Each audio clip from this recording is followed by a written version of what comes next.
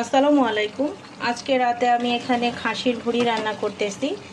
তো আমরা ভুঁড়িটা কিভাবে রান্না করি সেটা আপনাদেরকে একটু বলি, আশা করছি উপকৃত হবেন। মানে এটা আমরা এভাবে রান্না করি এবং আমাদের কাছে এভাবে খুবই মজা লাগে। তো আমি ভুঁড়িটা কিন্তু মাত্রই বসিয়েছি। তো বসানোর সময় অল্প অল্প করে আদা বাটা, রসুন বাটা, তারপরে জিরা বাটা, গরম মশলা যেগুলো, যে তেজপাতা, এলাচ, দারচিনি, এগুলো দিয়ে একসাথে মশলাটা কষিয়ে বসিয়েছি। আর এখন হচ্ছে গিয়ে বেশ কিছুক্ষণ ধরে ভুঁড়িটাকে কষানো হয়ে গিয়েছে। ভুঁড়িটার থেকে যে পানিটা বের হয়েছিল সেই পানি দিয়ে তারপরে এখন এর মধ্যে আমি দিয়ে দিব হচ্ছে এই কাঁচামরিচ, পেঁয়াজ আর রসুন।